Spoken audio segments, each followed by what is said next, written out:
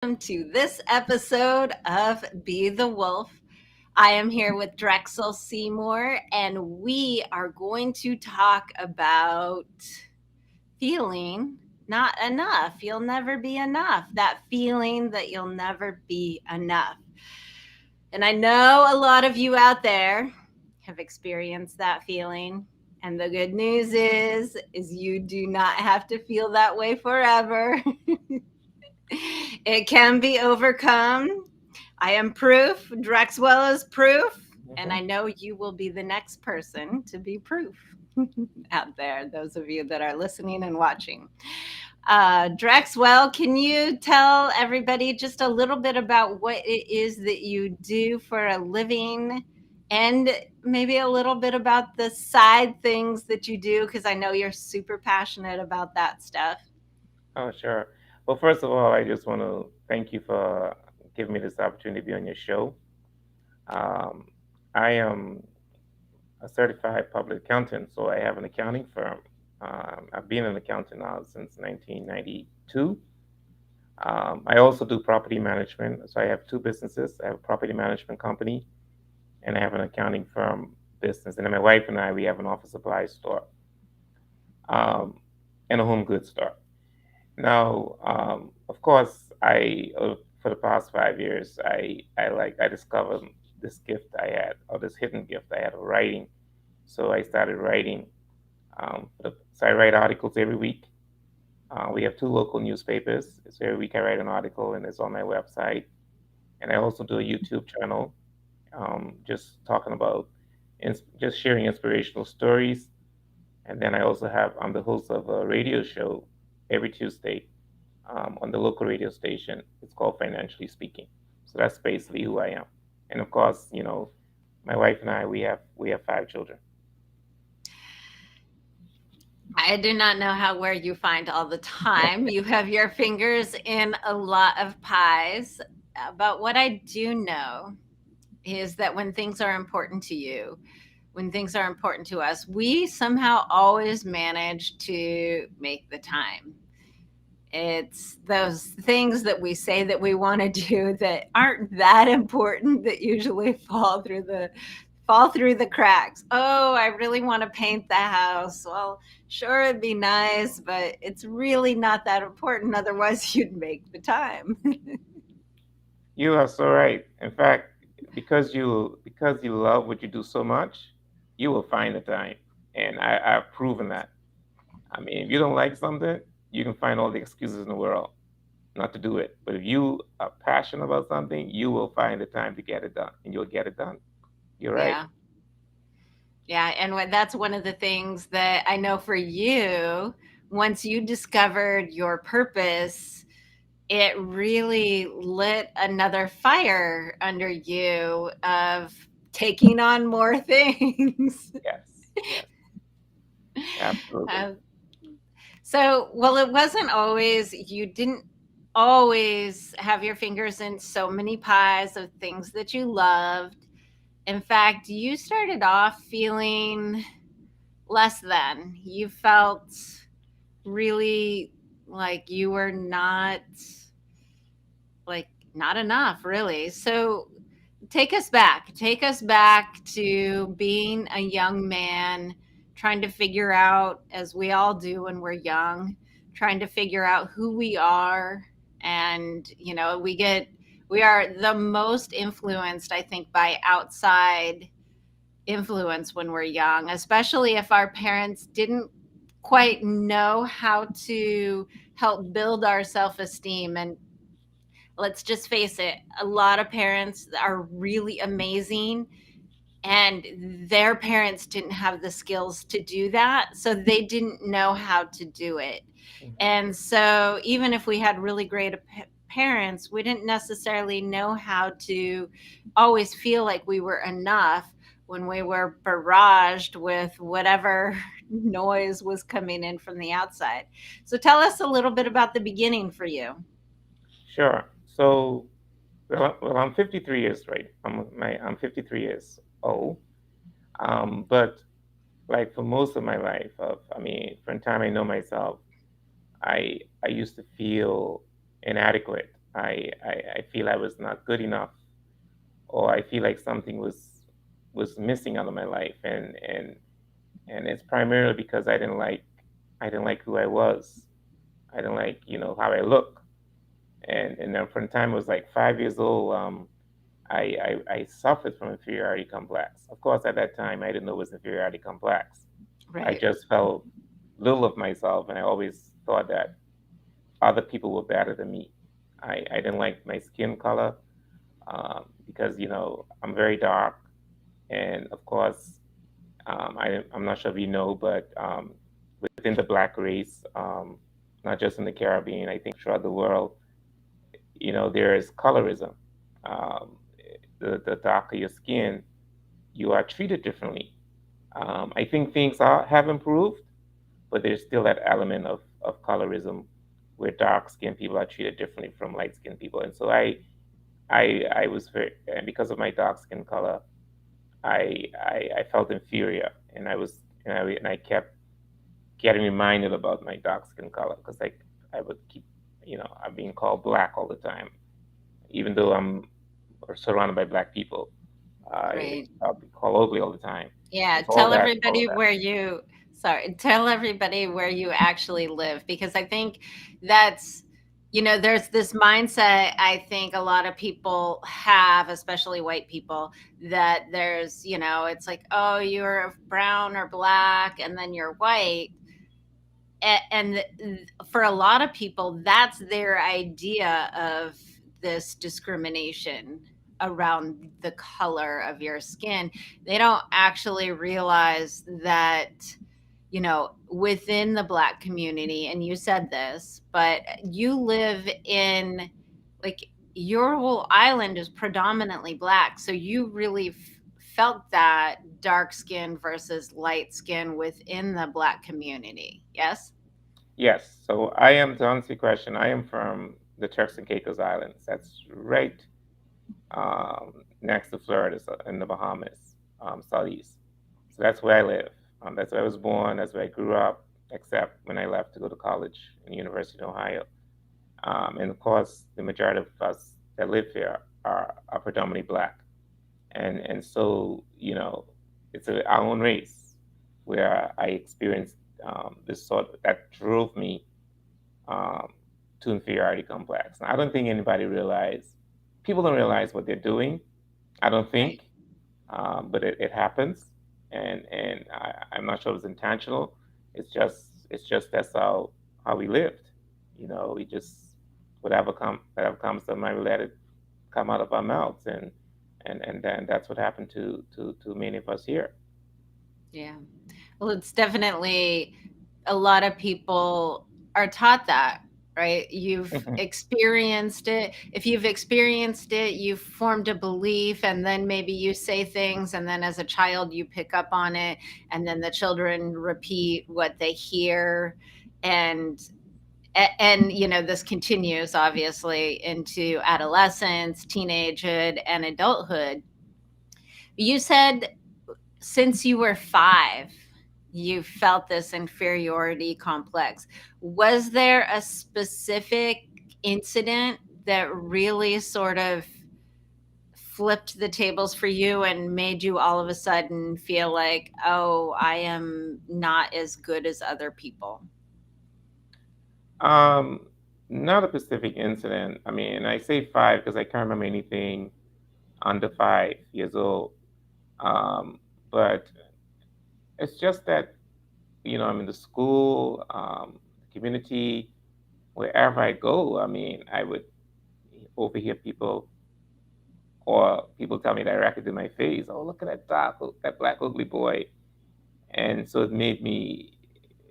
So those are words that are not positive, Correct? and so it was just constant. Right. Yeah. Yeah, and when you have that noise coming in from the outside and you don't yeah, I mean, we're 5 years old, we're 6 years old, we don't even have the identity of self yet. We don't even have rational mind until we're like 7 or 8 years old that starts. So, we are just little sponges soaking up and believing everything that we hear. So it makes sense that, if you're hearing that stuff constantly, that you would start to feel like you're different in a negative way than other Hmm. people. Absolutely, absolutely. And then everything around that happens around your childhood could impact you for the rest of your life unless you get some sort of help or you overcome it. Because I mean, the childhood years are very, very critical years of anybody's life.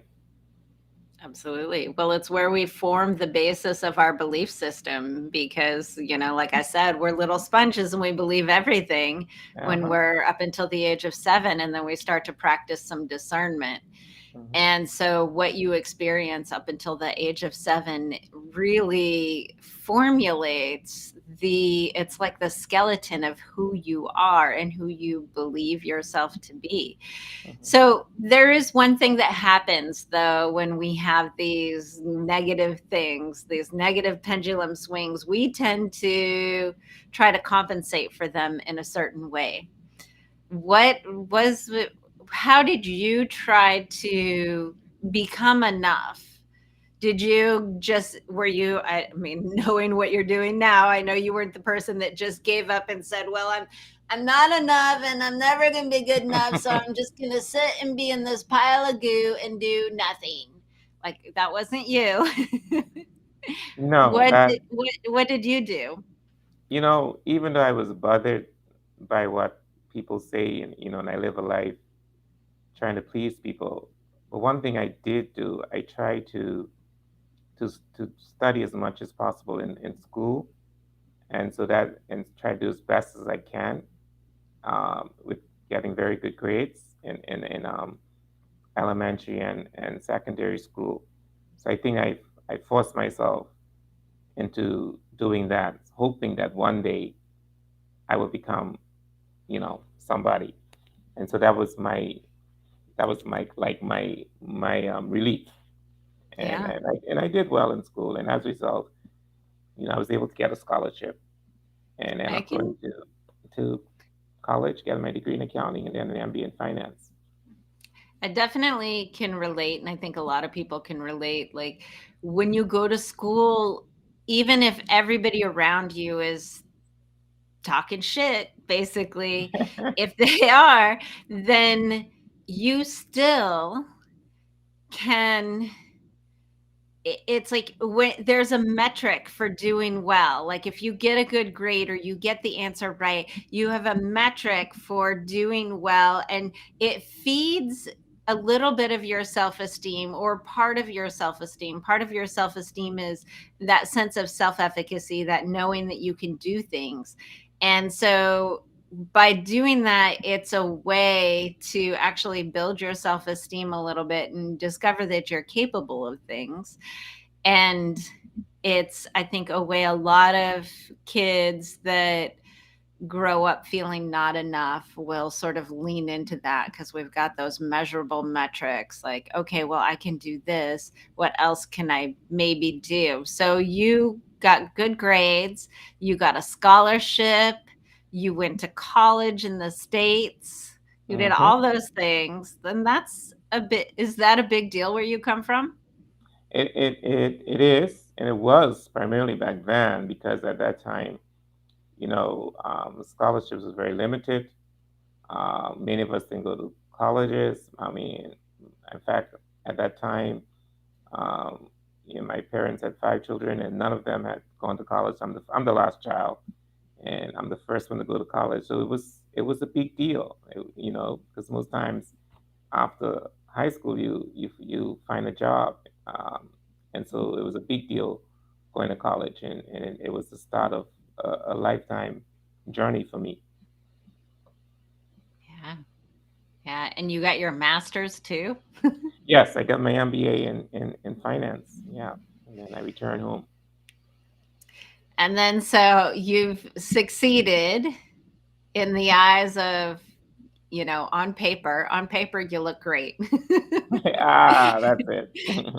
You look great. You've got the degree. You've surpassed other people in your family, and probably many people in your community. You've gotten an MBA, which is even bigger and more expansive than a college degree. You came home, and what did you experience now that you've accomplished all of these things? What happened when you came home? Okay, so before I came home, like when I was in college and university, I think Yeah. it was fine. I didn't think I had an issue with low self-esteem. I don't think I did. I don't recall. Only thing I know, I couldn't dance. I wish I knew how to dance. But so when I came home, it's like everything started happening again to me that I experienced when I left. It's like my life was starting to go back to what it was before, because I started going through this. Because I was so concerned about what people say about me, and so I was so sensitive. And even though I had the degrees and stuff like that, I thought it made a difference, and what people think about me.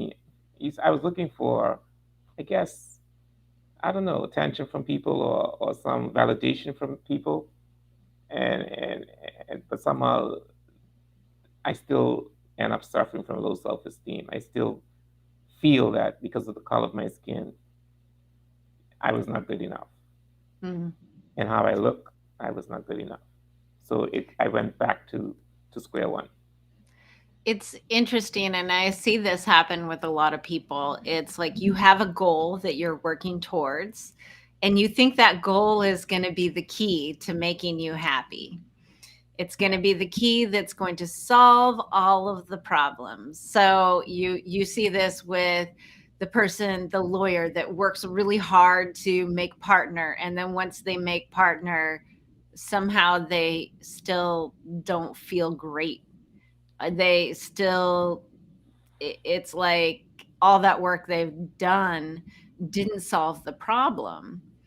And so what I'm hearing is that you came back, and was there a part of you that had really really hoped that all of this would make people see you in a different light? Of course, because Yeah. now that I had my degree, I thought, okay, Drexel, you're somebody now, because I didn't think I was anybody, and I was expecting people to look up to me. I was expecting to be accepted and all that stuff. I mean, I think I was to a certain extent, but because I have a degree, but overall it wasn't accepted. Yeah, so you still had that, the did you still even as an adult with an MBA, college degree, and all of that, people still were calling you names? Of course, yeah, even up to a couple of years ago. Oh, I'm Yeah, gonna it's come it's back to it's that. it's part of how society is in some places. Yeah. And so as you moved forward, you not only got your degrees, you started a business. What did you think would happen when you started the business? Did you think that would be the thing that would maybe make people change the way they looked at you? Um, I think when I started the business, I started to feel better about myself. Because I think I started my business in around 2014, I think, or 13. So I started feeling better about myself, but I did hope that it would have made a difference. But it wasn't as bad as I prior to that. Yeah. Yeah. Was there something in starting your business that kind of started the shift of beginning to feel better about yourself? It did, because, okay, for example, I used to be the CEO of the local telephone company. So that put me in a very good position, um, and I became well known on the island because there's only two telephone companies. I was running one, and someone else running the next one. And so when I started the business, it put me in a better position. But I Okay. still was suffering, but not as bad as I used to, because I felt that I had reached the top of my career, I have my own business, so I started to feel a little bit better about myself because I feel I have something that I have accomplished, even though I had the degree to show, but I had the experience. I had my own company. It just felt better. Right. So it was another level of these accomplishments that started to open something up within Yeah. you. Does that sound Hmm. correct? Yeah. Yes, ma'am. And there was a point somewhere in there where you started feeling supported. Somebody came into your life, and I know we talked about it before, and this person's support was really integral around your journey of feeling like you're not enough. And I don't know if you want to share anything about that, but I know Sure. sometimes that support really does turn the tides for us. The support was very important. Well, I met my wife on the job. Actually, she was the secretary where I used to work, and then we eventually got married.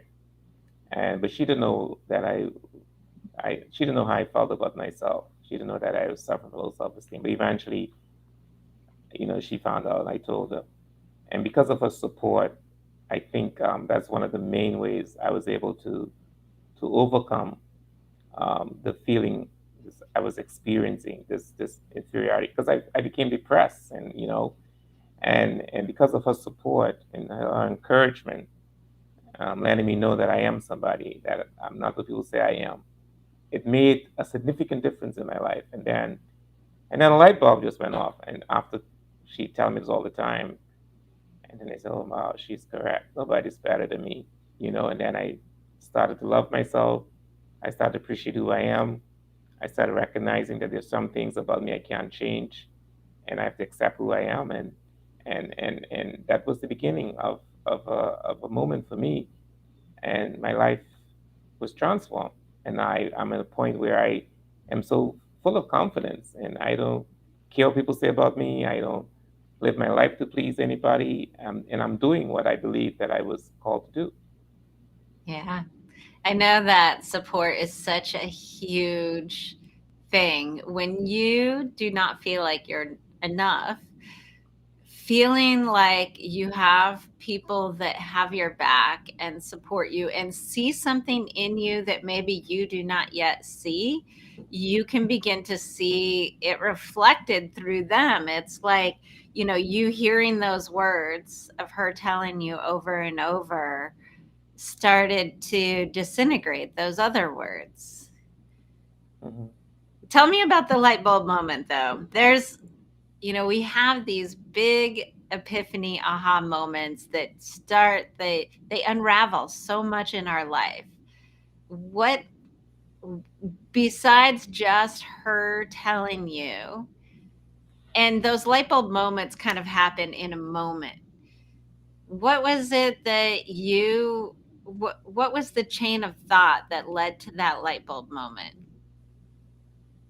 I think I was becoming very, very depressed. I'm telling you, I was becoming very depressed, um, wondering whether it was a mistake in this, why did I come to this world?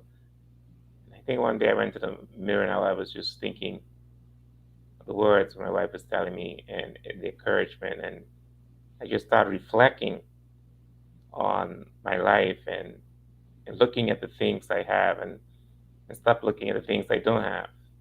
And that was like the light bulb moment for me. And then it was, and I felt bad because I say, oh, all these years I'm thinking, I'm nobody. All these years I think I don't have this, and everything I have is right here within me, and nobody's better than me. So it was really the moment of reflection.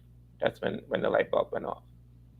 Profound. And the thing that I love the most about your wet light bulb moment, I do this with my clients because it takes a lot to start to see what it is that's positive in your life instead of negative. We look through these filters in our life where it's like, oh yeah, I accomplish, like you accomplish, you get the degree, and you're just on to the next thing that will try to make it better. It's like this constant, like, I have to fix it. I have to fix it. I have to try and make it better.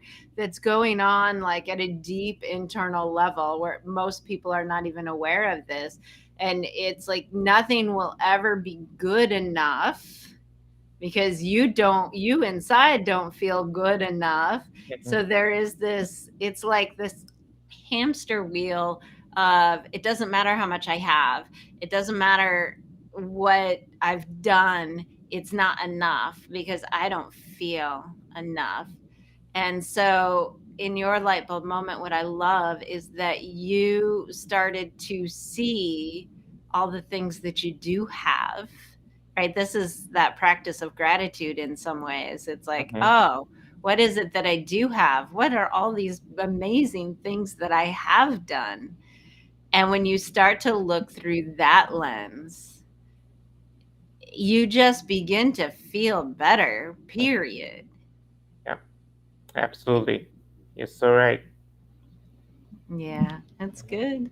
Yeah. I love helping people shift their perspective, and that perspective change is something that starts to show up in everything. So once you had that light bulb moment, I'm going to take a wild guess, but things around you started to shift. Oh yeah. Oh yeah. I think everything just started just going in the right direction. I mean, because I think prior to that, I didn't have any confidence, and so my confidence was built up, and then I discovered I started writing, and then when I realized that this writing is impacting the lives of people, I discovered my purpose here, which is to inspire and encourage and influence people. And then that's when I discovered my purpose in life, and so everything just started going well. Of course, you can always have obstacles. You might meet some failures, but once I knew my purpose and my goals, I knew what I was heading towards, and that was my priority. Just focusing on achieving those things. So Yeah, everything and started going well.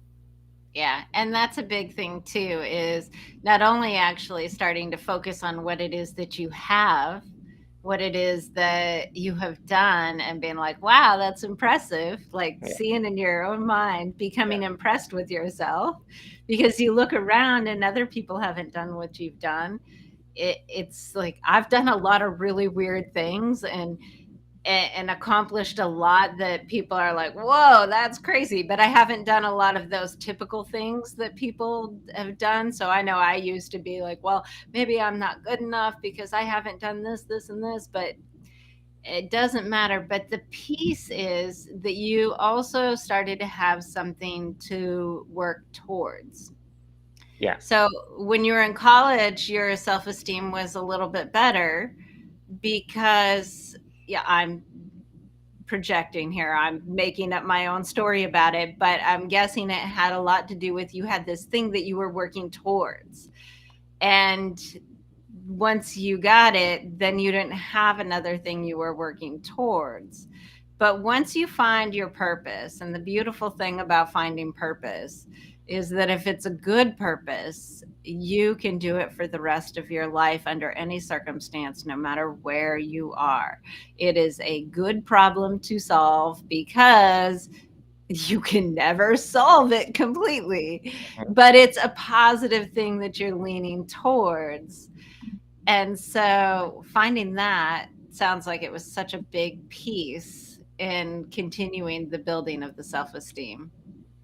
It was a major piece, and as I said, I look back wishing I had started many years ago. But I can't live with regrets. Everything happens, for a reason, I believe. But at the end of the day, at least I am carrying out, my purpose, even though I started late in life. But it's still, there's nothing late anyway. As long as you start, it's better to start than not start at all. But Well, definitely, yeah, go ahead. Hmm.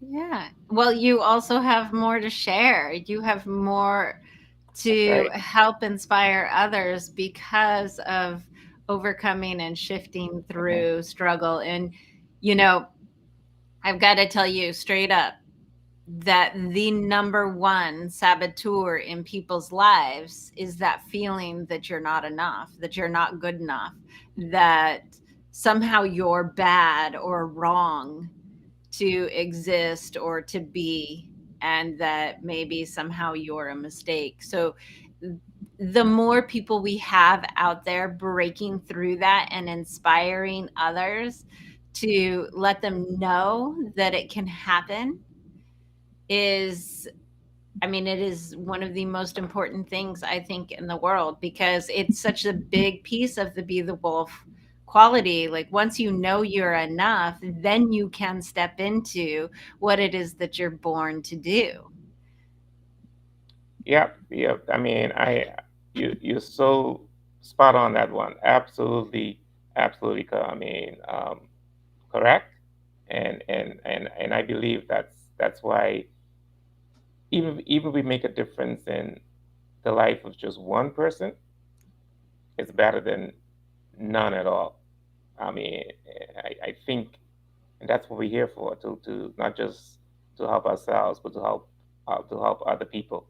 And that is what I that's what's satisfying and gratifying to me, is making a difference in the lives of others. Yeah. Yeah. And so tell me, and this is, I think, something that's very curious, because I know I've seen it shift in my clients. I know I've seen it shift in myself when you start to overcome this sabotager of not feeling enough. Mhm. Did the people around you change what they were saying about you to some degree or another? Yes, they have changed, and also I think I have also because I share my story as well, and I think people have changed. At least publicly, they have changed. Because sometimes I don't realize. I don't think people realize what they're doing. Of course, some people do, but some people don't. And that's why it's best to share your story, because sometimes people don't realize that you're hurting them, Mm. especially if it's by words. And so, to answer your question, yes, there has been a change in the way people think. Um, so, I am becoming a leader. I am becoming an influencer. And so, I am influencing some of those same very people who try to direct me or tell me who I am. And so, there has been a change. Yeah, it's, you hear people talk about how you have everything you need within you to da da da. And I know if y'all are struggling out there, you're like, you're full of it. I don't feel like I have enough within me to, but when you start to see it, when you start to shift, all those outside influences that feel like they're attacking you, they mellow out. Yeah, I mean, don't get me wrong, there's always going to be haters out of there. course. That's, it's, and the thing y'all need to understand about the naysayers and the haters, and even the people that are saying negative things about you before you develop the confidence, people are talking about themselves. When people are talking about you or directing negative things towards you, generally they're telling you and showing you exactly what they feel about themselves deep inside. They're just not willing to face it and do the work to overcome it, or maybe they just don't know how, is usually the bigger case. Mhm. um, but they're telling you who they are. So them telling you these things, maybe they use specific descriptions about the way you looked, but it was really about the way they felt inside. And you've probably even seen that as you've now started to influence and encourage some of these people, that you could see they also suffered from that feeling of not feeling enough. Yeah, yeah. Wow, that is profound, and that is so true. Because people are going through a lot, and I'm taking out on you by the Right. words they express or say to you. Sometimes they're the ones that's suffering, but they want to appear to be bold and confident, and they take it out on you. You're so right. Yeah. It's when you start to see that, when you really start to see that, and when it doesn't trigger something within you, when you do your own healing, and you can see that, it allows you to be so much more compassionate to people, which I think, if we're all here to help people and help people lift up and be the best that they can be, if we're there to create those ripples, that compassion is such a big important piece of it. Yeah, absolutely. Yeah. Now, Drexwell, you have written a book about your experience. It's Yes. called Rise Up and Take Your Position. Everybody, listen. Do you want to tell us a little bit about your book, where they can get it? Tell people how they can reach out to you, how they can follow you on your show, your YouTube, all of the things. Tell us, give us all the goods. Okay, thanks. So this is my first book. I'm working on my second one, but this is my first book, and it's called Rise Up and Take Your Position, and it's available on Amazon for 19.99. Just type in my name or the book, and the book really is a motivational book. Is to encourage people to basically, wherever they are, whatever position they're in, or whatever state they're in, sorry, to get out of it and go into the position that were called to go. And that involves, I mean, finding their purpose, finding their gifts, um, cultivating it so that they could carry out their purpose. People, you don't want to die empty. That you live your life fulfilling the purpose for which you were created for. So that was the book. It's really a motivational book. Of course, you could. I also have the YouTube channel. Just type in my name on YouTube, where I release a video every week. That's an inspirational video. I sometimes I'm by myself, or sometimes I have a guest. Just sharing inspirational stories, um, giving people hope, because the world is full of people that are in a state of hopelessness. People just don't have any more hope. And as a result, they are depressed. They think about committing suicide for whatever reason. And we need to give people hope. And that's the whole idea of the book, the whole idea of the show. Because I believe once people have hope and they believe that there are other people who went through the same thing they went through and they got over it, they will think twice about doing some of the things they want to do, and they will feel encouraged to rise up and take their position. Yes. Yes. And for those of you that are listening, Drexwell's name is spelled Drexwell, and the last name is Seymour, Seymour. So you can search that through Amazon or YouTube, all the things, all the things. And I think hope is a really important thing. And Drexwell, if you were going to give your past self a piece of advice, or maybe it's this advice is for all the people out there, maybe both, what would you tell your past self, or what do you want to tell everybody listening and watching? What do you want them to walk away with today? Well, there are two things. I wouldn't compare myself to anybody. I think too many of us are comparing ourselves to other people, and it creating a lot of issues in your life. You become stressed out. You become worried. You become trying to live your life that you're not. You're trying to live a life that belongs to somebody else's life. And so that's the first walk away, is don't compare yourself to anybody else. Be yourself. Be who you are. Be the wolf. Otherwise, be the wolf. That's right. Be the wolf. I like that. And the next thing I would say is to not be afraid. I think that's one of the greatest obstacles in our lives is is fear. We're afraid. We're afraid to take. We're afraid to take the risk. We're afraid to step out. We're afraid of our own selves. We're afraid of what people think about us. We're afraid of failure. We're just afraid of. We're just afraid of afraid. And and and I think we need to overcome fear. And once you overcome fear, it will build up confidence. And once you have confidence, I believe that you can achieve anything you want to achieve. Mhm. 100%. Fear is one of the biggest obstacles. And, doing something new always is going to come with a little bit of fear, but that's the good Yeah. fear. Yes. Fear and excitement actually feel very similar in the body. It's just what your mind thinks of it True. as for what you're willing to take action and how you're willing to move from that place of that emotion. Well, Drexwell, thank you so much for sharing your story, sharing your time. I'm so glad to know you and to know that you're out there inspiring and encouraging others.